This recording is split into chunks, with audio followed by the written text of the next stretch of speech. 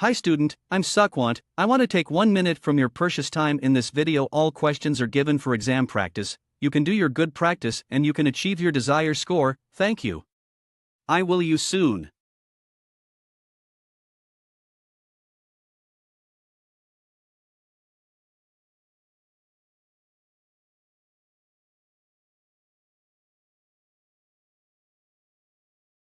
Last month I published alongside my annual report a subject report on the development of citizenship in schools.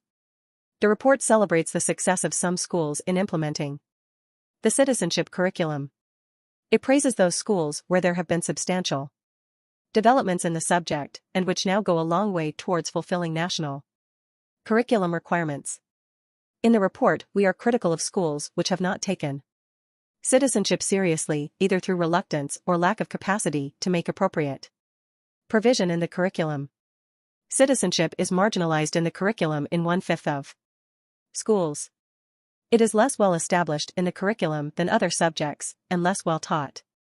And some critics have seized on this as a reason for wanting to step back from supporting it.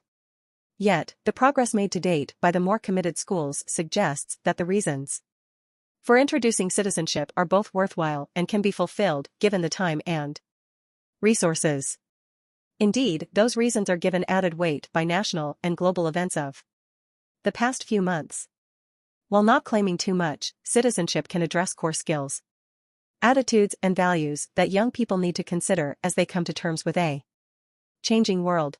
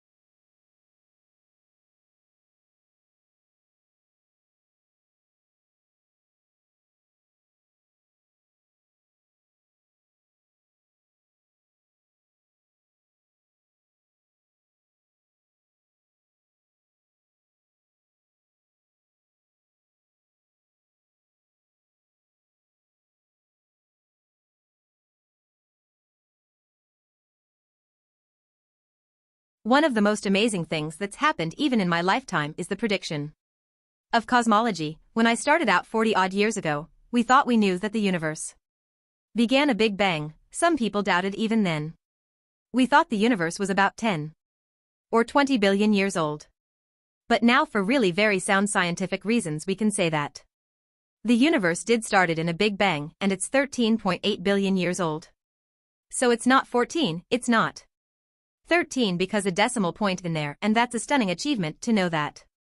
And we also know that the laws of physics that apply to tiny particles inside atoms also explains what happened in the Big Bang. You can't have one without the other. A very neat example of this is that when you apply nuclear physics, that kind of physics, to understand how stars work, you find out that the oldest star in the universe is about 13 billion years old.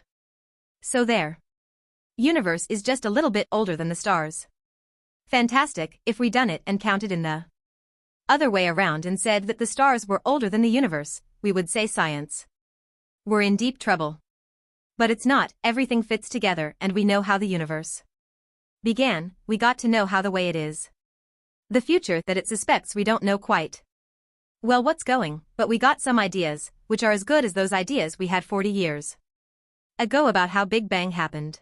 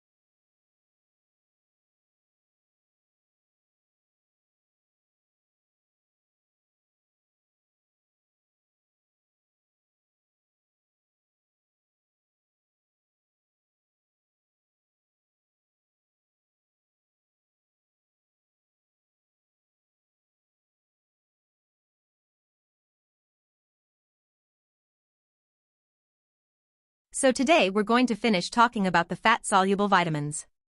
I'm going to start with vitamin D. And I think probably most of you know that vitamin D is called the sunshine vitamin. And it's called that because there's absolutely no dietary need for vitamin D if you get adequate sunshine. And the real important word there is it is because it turns out that in climates which aren't near the equator there's a big question as to whether or not using these you get adequate sunshine. And that's important because foods are not naturally abundant in vitamin D. And that's why milk is fortified, but the fortification may not be enough. So again, just exposure to sunlight is adequate, no need for vitamin D. So vitamin D really isn't the vitamin, it's a prohormone. When human beings evolve, we evolved in tropical climates and ran around naked. There was plenty of skin exposure to sunlight. And so there was no dietary need for vitamin D.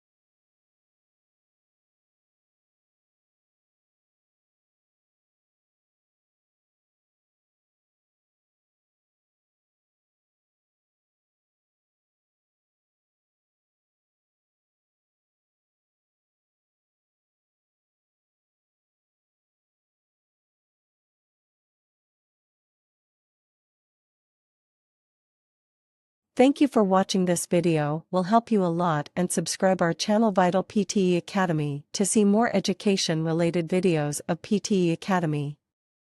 I will meet you in next video.